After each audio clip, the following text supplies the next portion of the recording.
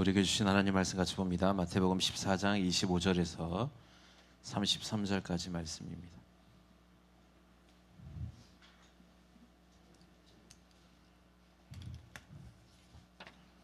마태복음 14장 25절에서 33절까지 말씀을 제가 봉독합니다.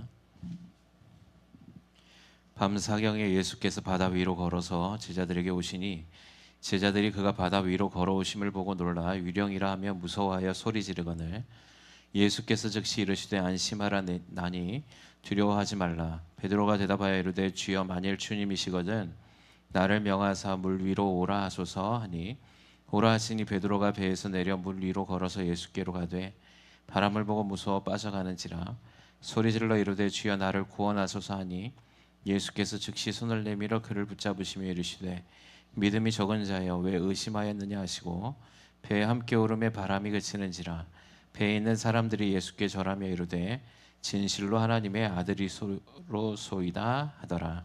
아멘. 따라합니다. 믿음을 놓친 두려움. 우리가 저번 주에 주님이 원하시는 일에 관하여서 우리가 말씀을 나눴습니다. 그러면서 제가 설교하기를 말씀을 드릴 때 오병이어에 대해서 나누었거든요. 그래서 요한복음 저번 시간에는 6장을 나눴는데 오늘 이 시간 마태복음 14장의 말씀도 동일하게 오병이어의 사건과 관련된 말씀입니다. 요한복음에는 그때 오병이어가 끝나고 난 뒤에 이제 무리들이 찾아와서 그들이 떡을 먹고 배부름에 찾아온 이유에 대해서 제가 말씀을 드렸고요. 특별히 그때는 이제 무리들에 관련된 말씀이라며 오늘은 제자들에 관련된 말씀을 통하여서 다시 한번 이 믿음이 무엇인지 붙잡고 나아가는 저와 여러분의 삶이 되게 먼저 주님의 이름으로 소망합니다. 특별히 이제 마태복음 14장에 보면 한 사건을 기록하고 있는데 오병이어의 기적을 행하신 후에 예수님은 굉장히 조급하게 사람들을 돌려보내셨습니다. 그리고 급하게 예수의 제자들을 배를 태워서 그 바다 건너편으로 가라고 명령하셨습니다. 자, 22절 오늘 본문의 말씀에는 아닌데요. 22절부터 24절에는 이렇게 얘기하고 있는데 예수께서 즉시 제자들을 재촉하사 자기가 무리를 보내는 동안에 배를 타고 앞서 건너편으로 가게 하시고 무리를 보내신 후에 기도하러 따로 산에 올라가시니라. 저물매 거기 혼자 계시더니 라고 기록하고 있습니다.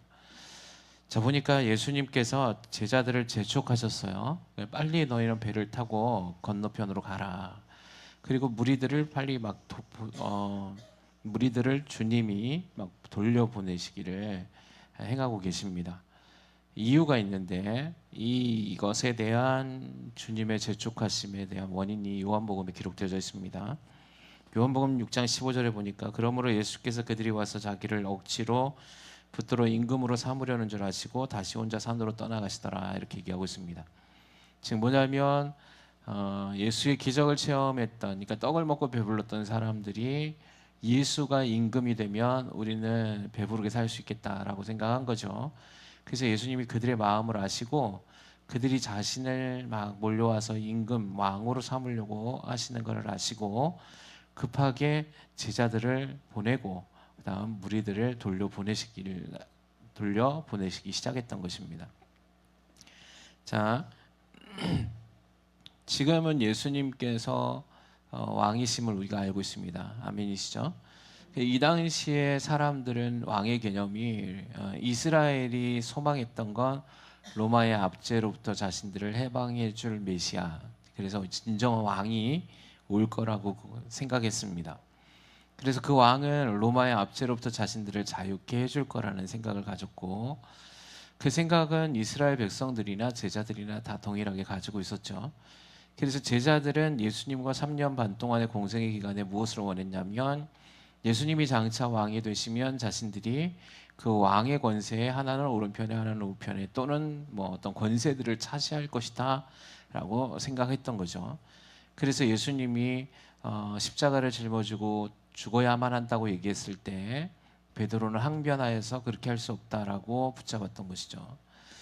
어쨌든 예수님의 제자들도 그렇고 뭐 무리들도 그렇고 지금 이 상황에서는 별반 크게 다름없는 생각들을 가지고 살아갑니다. 그게 뭐냐면 세상에 관련된 관점으로 보는 거죠.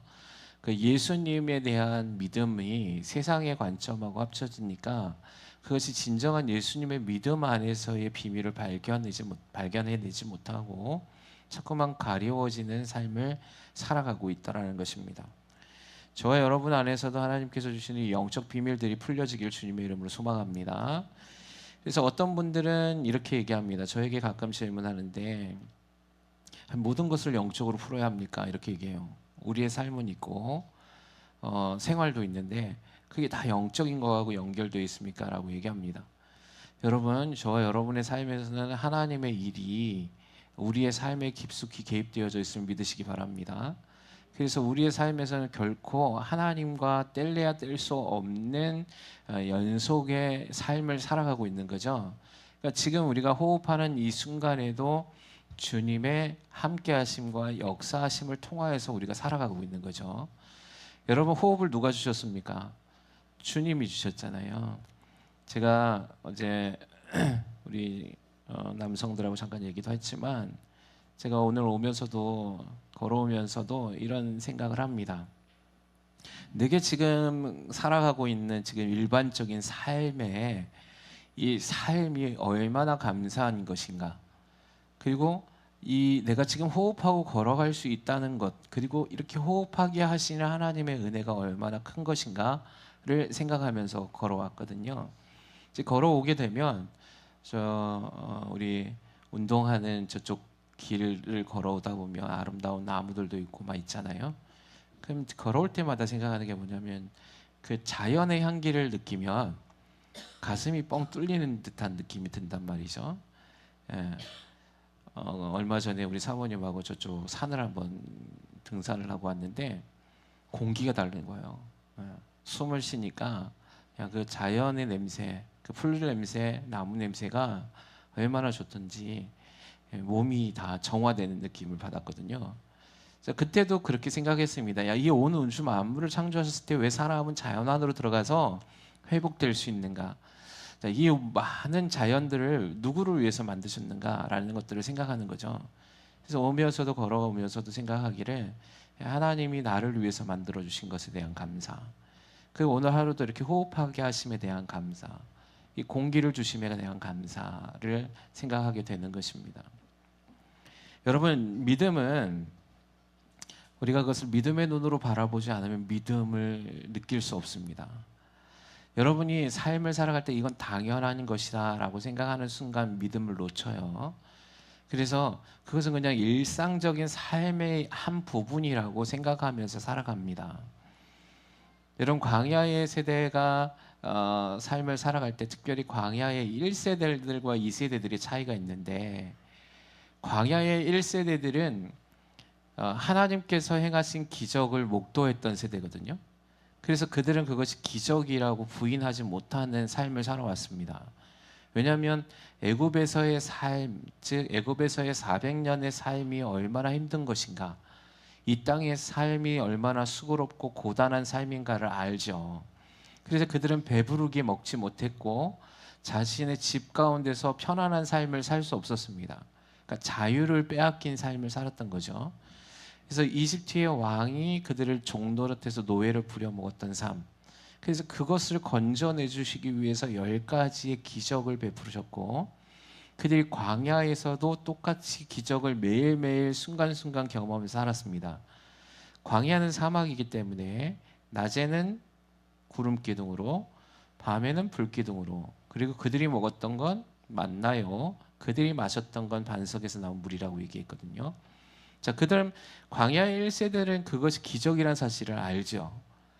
먹을 게 하늘에서 떨어진다는 사실을 경험해 본 적이 없어서 그게 기적이라는 걸 압니다. 반석에서 200만이 먹을 수 있는 물이 터져 나오는 것이 어떤 것인지 그들은 모릅니다. 그래서 그걸 기적이라고 이야기합니다. 그들이 고기가 먹고 싶을 때 메추라기가 여러분 1m 정도로 쌓여서 하루 길을 걸어갈 정도로 쌓였다 그러거든요. 그럼 뭐 이 정도는 돼야 200에서 250만을 먹으니까 여러분 그 메추라기가 날라와서 쌓여 있는 것이 기적이라는 걸 아는 거죠. 근데요, 여러분 광야의 세대들은 기적이라고 아는데 멸망했고요. 광야의 2세대들의 삶은 어떤지 여러분 생각해 보십시오. 여러분이 광야의 2세대라면 광야에서 태어난 거죠. 그럼 여러분 태어났을 때부터 뭐가 있죠? 낮에는 구름 기둥이 있어요. 밤에는 불 기둥이 있고, 아침에 일어나면 만나가 있고, 반석에 가면 물이 나오고, 고기가 먹고 싶으면 메추라기 떼가 이렇게 있는 거예요. 그들은 이것이 기적일까요? 그냥 삶의 일부분일까요? 삶의 일부분이 되는 것입니다. 여러분, 이렇게 우리가 오늘 하루를 살아가는 것이 하나님의 손길이요 하나님의 행하심이라는 것들을 삶 속에서 잊으면 믿음을 잃게 됩니다. 여러분, 이거 정말 중요하거든요. 그래서 내가 오늘 이렇게 숨을 쉬는 게 하나님의 기적이에요. 할렐루야. 여러분, 이걸 믿으시길 바랍니다. 오늘 하루 하나님께서 이걸 끊으시면 우리는 살아갈 수 없습니다. 하나님께서 우리에게 모든 삶에서 하나님을 뗄래야 뗄 수 없는 기적을 경험하고 있는데, 그것이 그냥 하나의 삶으로서 당연히 주어지는 권리라고 생각하면 우리는 하나님을 놓쳐버린다는 것이죠.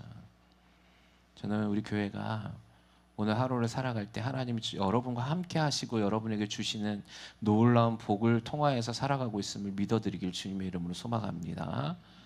여러분, 그래서 이 믿음을 가진 자들이, 근데 정말 놀라운 건 뭐냐면 기적이라고 인지했다는 광야의 1세대들은 멸망했는데 삶으로서 받아들였던 광야의 2세대들은 가나안을 정복하는 세대로 나아가더라는 것이죠.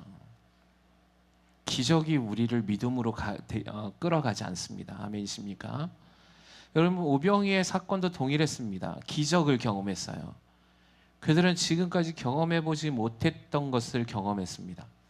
근데 이들이 지금 이 기적을 무엇으로 판단하고 생각했냐면 삶으로 받아들이려고 하는 거예요. 그래서 이 땅 가운데서 하나님의 표적이 이 땅에서의 먹고 배부름으로 연결시키려고 하는 거예요. 하나님의 그 표적이 제자들도 동일하게 예수 그리스도를 따라갔던 그 3년 동안의 그 기간에 그들이 이 땅에서 얼마큼 잘 살고 잘 먹을까로 관점을 바꾸려고 했기 때문이에요. 그래서 그들은 하나님의 기적의 세대에서 그 기적을 믿음으로 받아들이는 세대로 남지 못하고 삶으로서 끌어당기는데 그 삶으로서 받아들이려고 하니까 하나님의 기적의 말씀으로 영생에 관련된 말씀을 던지시니까 부딪혀서 떠나가는 겁니다. 자, 그거는 이제 제가 저번 시간에 나눴던 거지만 오늘은 한번 보십시다. 오늘은 예수님의 제자들을 통하여서 오늘 사건은 이제 제자들을 바다 건너편으로 게네사렛이라는 곳으로 이제 먼저 보내거든요. 이제 그곳으로 떠나가는데 저녁 때 해질 무렵에 저녁이 돼서 떠나 보내죠. 그리고 예수님은 어디로 가셨냐면 기도하러 산에 가십니다. 자, 그러면 저녁에 예수님의 제자들은 배를 타고 그러니까 바다 건너편으로 가는데 이들이 그 가운데서 뭘 만나면 풍랑을 만납니다. 그 풍랑이 얼마나 심했든지 이 예수의 제자들이 대부분 누굽니까? 직업이 어부들이죠. 그러니까 배에 관련돼서 전문적인 지식을 갖고 있는 사람들이거든요. 뭐 다는 아니더라도 대부분이 다 그런 정도의 지식을 갖고 있는 사람들이에요. 근데 이 사람들이 배를 그 바다 건너편으로 못 나가게 합니다. 못 갑니다. 예수님이 그 바다 위를 걸어오시는 장면을 우리가 잘 알고 있는데 이때 성경이 보니까 오늘 25절에 보니까 밤 사경이다 이렇게 돼 있어요. 이 밤 사경이라는 시간이 지금 우리가 이 시대로 말하면 새벽 3시에서 한 6시 사이를 얘기하는 거죠. 그럼 밤에서 출발했는데 적어도 6시간 이상을 배를 그냥 앞으로 못 나가고 바다에서 헤매고 있는 거예요. 이유는 바람이 너무 세게 부니까 배가 앞으로 나가질 못하는 거죠. 계속 풍랑이 일었습니다. 여러분, 이 풍랑이 얼마나 컸던지 다 죽게 생겼다라고 생각했어요. 제자들이 무서워했고 두려워했습니다. 그때에 예수님이 한 새벽 3시경에 바다 위를 걸어오는 거죠. 한번 생각해 보십시오. 제자들이 막 정신없이 그 배가 뒤집히지 않게 하기 위해서 안간 힘을 쓰고 있는 상황에 막 파도가 막 일렁이고 바람이 거세게 부는 상황에 저 멀리서 뭔가 사람의 형체가 보여요. 여러분 같으면 어떻겠습니까? 그게 사람이겠어요? 바다 위에 사람이 있으면 이거 사람이 아니잖아요, 그죠? 그러니까 이 제자들이 그 다 큰 성인 12명이 깜짝 놀라고 뒤집어질 두려움을 느낍니다. 무서워해서 귀신이라고 소리 지르는 거죠. 당연하죠. 바다 위에 사람의 형체가 있으니까. 근데 점점 가까이 오는 거예요. 보니까 예수님인 거예요. 그래서 예수님이 뭐라고 얘기하냐면 26절에 보니까 제자들이 그가 바다 위로 걸어오심을 보고 놀라 유령이라 하며 놀라 무서워 소리 지르거늘 막 소리 지르고 난리가 난 거죠.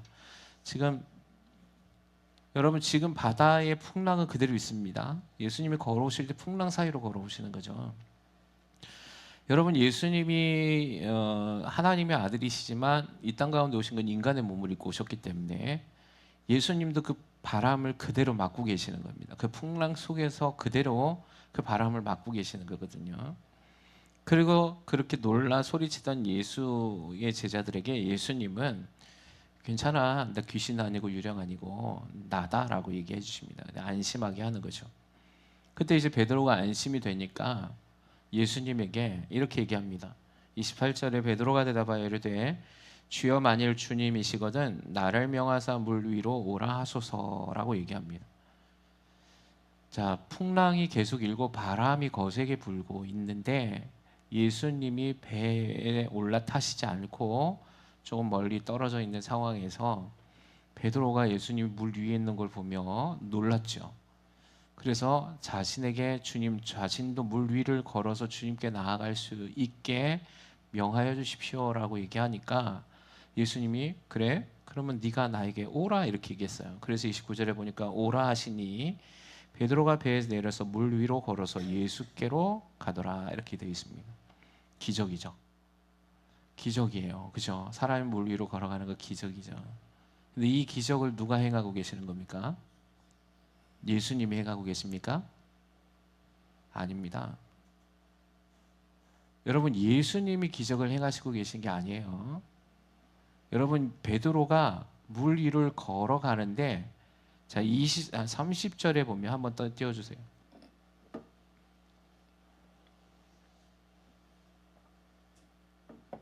같이 한번 읽어볼까요? 자 시작.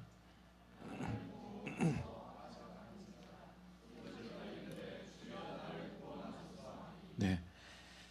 자 지금 30절에 보니까 걸어가다가 누가 빠졌죠? 베드로가 빠졌습니다. 자 기적을 통하여서 물 위를 걸어가고 있는데 몇 발짝 걸어가다가 빠져버렸어요. 자 그러면 예수님이 기적을 행하신 거라면 빠져야 됩니까? 빠지지 말아야 됩니까? 빠지지 말아야죠. 그럼 이건 누구의 문제라는 거죠?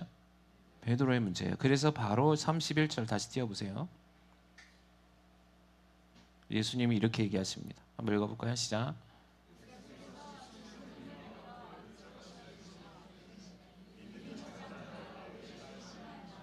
네. 자, 이거 빠진 이유가 무엇 때문이라고요? 너의 믿음이 적은 건데 그 적음을 뭐 했다는 겁니까? 의심했기 때문이다라고 얘기합니다. 자, 그러면 여기서 우리가 좀 주목해 보아야 되는 게 자, 베드로가 지금 의심했다고 얘기했어요. 근데 그 의심하지 않았을 땐 기적, 즉 물 위를 걸어갈 수 있는 능력이 나타났는데 베드로가 의심하는 순간 그 능력이 사라져 버린 거죠. 예수님은 단지 베드로에게 뭐 하라 그런 겁니까? 네가 그렇게 하기 원하니?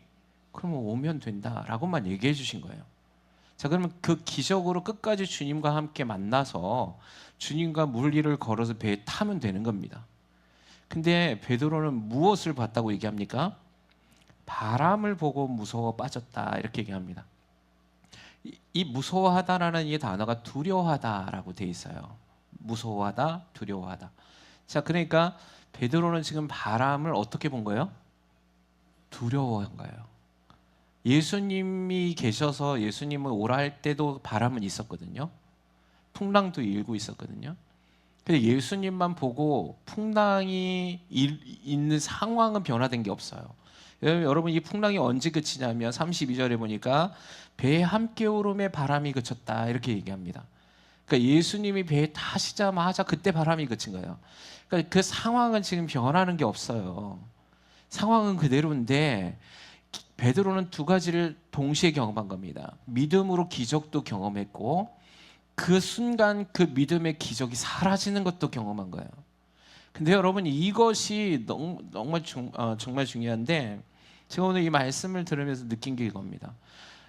여러분 저와 여러분의 삶에서 하나님이 계십니다. 아멘이십니까?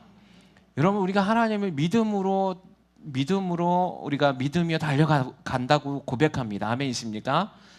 근데 우리가 베드로와 같아요. 왜 우리의 삶 안에서 하나님이 주시는 기적이 사라지는가? 왜 하나님께서 날마다의 삶 안에서 역사하시는 하나님의 은혜를 경험하지 못하는가? 상황이 나에게 하나님의 믿음을 경험시켜 주는 게 아니에요. 여러분 예수님이 나에게 그 기적으로 나에게 그것을 경험시켜 주는 게 아니라는 거죠. 여러분 성경의 수많은 기록에 예수님의 사역 가운데에서 병든 자를 고치고 가난한 자를 회복하시는 하나님, 죽은 자를 살리시는 하나님, 그 하나님의 능력을 경험한 건 다 그들의 믿음으로 되는 겁니다. 할렐루야. 너의 믿음이 너를 낫게 하였다 이렇게 얘기하거든요. 아멘이십니까? 중풍병자가 나은 거 그의 믿음, 즉 친구들의 믿음이 그를 회복했다라고 얘기하십니다. 여러분 이 시대 가운데 하나님의 역사는 지금도 동일합니다. 어제나 오늘이나 동일합니다. 할렐루야. 하나님이 주시는 권세도 동일합니다. 아멘이십니까? 생육하고 번성하고 땅에 충만하고 땅을 정복하고 다스리는 권세는 그대로 유효합니다. 여러분 예수님이 오시기 전까지는 두 가지 복이 빼앗겼지만 예수님이 오신 이후로부터 이 모든 것이 완성되게 해주셨습니다. 자, 그 권세는 그대로 있습니다. 그런데 왜 우리는 하나님의 믿음의 사람들로서 하나님의 기적을 체험하지 못하는가? 이 부분에 여러분 물음표를 던져야 되는 거예요. 거기 우리는 베드로와 같은 삶을 살고 있지는 않는가? 여러분 우리의 삶 안에서 하나님의 행하심은 지금도 있습니다. 믿어드리길 주님의 이름으로 소망합니다.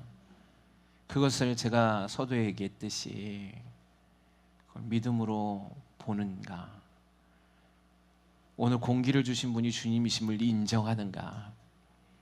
이것이 그냥 하나의 삶의 일부분의 권리로 느껴지는 것이 아니라 감사로 느껴지는가?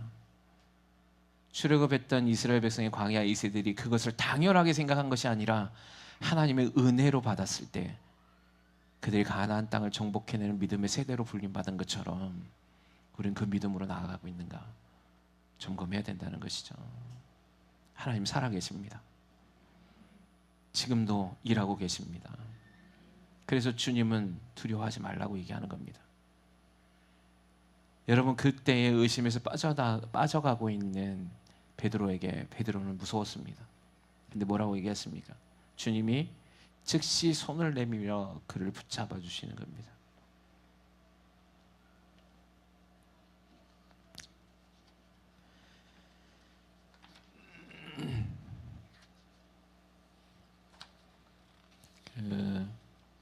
선한 울타리라는 책의 저자인 최상규 씨라는 분이 자신의 간증을 이렇게 썼습니다.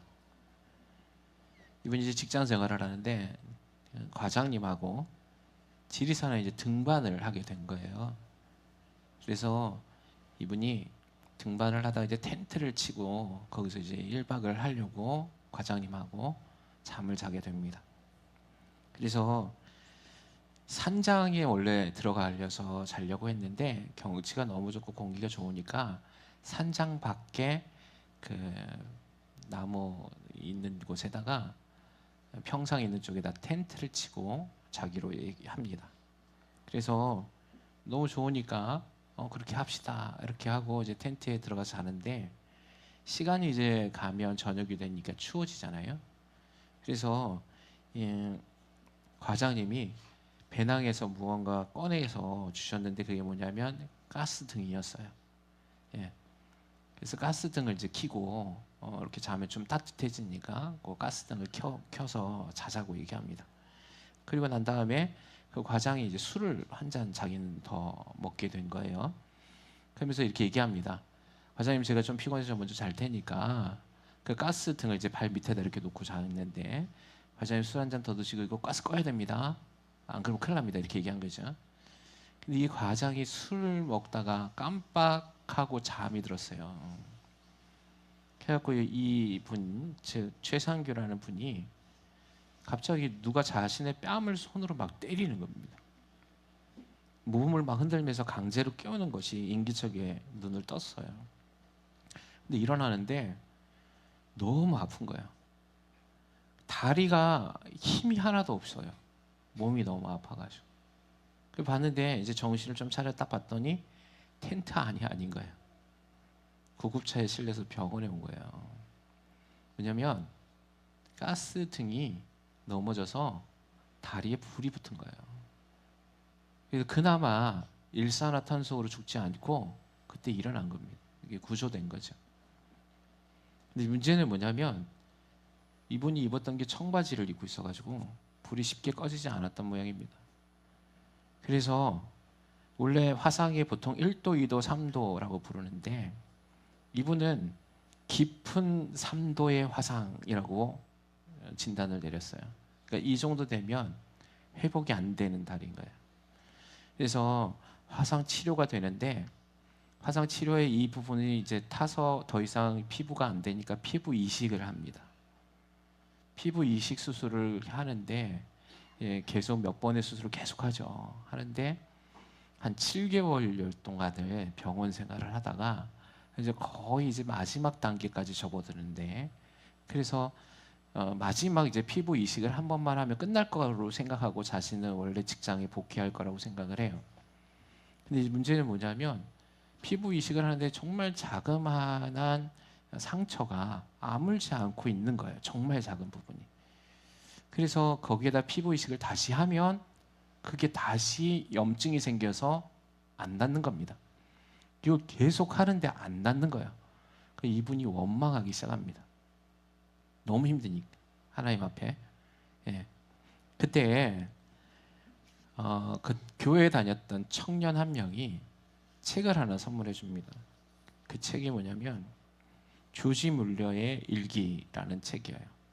원망하고 막 있는데, 그래서 그 책을 다 읽게 됩니다. 그러면서 그분이 그 책을 통해서 하나님에 대한 믿음을 회복해요. 근데 그 책엔 뭐라고 써 있냐면, 조지 뮬러가, 여러분 이 책 아마 읽어보신 분도 있지만 조지 뮬러의 기도는 평생에 조지 뮬러는 5만 번의 기도에 응답을 받았다라고 되어 있는 사람이죠. 5만 번. 근데 이분이 쓴 것 중에 이런 내용이 있어요. 영국 브리스톨 고아들의 아버지라고 불리는 이분이 고아원을 운영하는데 필요한 돈이나 물품이 있을 때마다 오로지 기도를 통해서 공급을 받았다, 이렇게 얘기합니다. 근데 뭐냐면 중요한 건 이겁니다. 아이들을 위한 돈이나 빵이나 우유가 필요하면 나는 기도했습니다. 그런데 그 필요한 것을 구하기 위해 누구에게도 연락하거나 부탁하지 않았고 찾아다니거나 구걸하지 않았습니다. 그렇지만 아이들에게 필요한 것은 언제나 필요한 시점에 정확하게 그리고 극적으로 공급되었습니다. 제가 이 부분을 읽는데 오늘 말씀하고 연결지어서 생각하게 됐습니다. 여러분, 이게 믿음이구나. 네. 근데 우리는 이 믿음이 없더라는 거죠. 저도 마찬가지예요. 여러분, 이 믿음이 있으십니까? 기도하면 이루어질 거라는 믿음이 있으십니까? 있으십니까? 그러면 이루어질 겁니다. 근데 우리에게 이 믿음이 좀 부족한 것 같아요. 상황이 오면, 폭풍우가 닥치면, 풍랑이 일면 무서워합니다. 두려워합니다. 조지 뮬러는 똑같이 하나님의 사람으로서 선택받았는데 누구는 5만 번의 기도 응답을 받았고 누구는 그렇지 못한 삶을 살고 있는가? 그것이 예수님의 능력이 있는 것인가? 아니라는 거죠. 예수님이 기적을 행하지 못하시기 때문에 일어나지 않는 것이 아니라 그 기적을 일으키고 그걸 만들어가는 건 우리의 믿음에 있다는 사실입니다. 그래서 이분도 이 책을 읽는 내내 이렇게 질문을 던졌다고 해요. 이게 가능해? 이게 정말 가능해? 그래서 그 책을, 그게 두껍지 않잖아요, 그 책이. 빠르게 읽어 내려갔다고 해요. 그리고는 감사하게 그 믿음을 통하여서 주님께 기도하기 시작합니다. 하나님, 저는 지금 가진 게 아무것도 없습니다.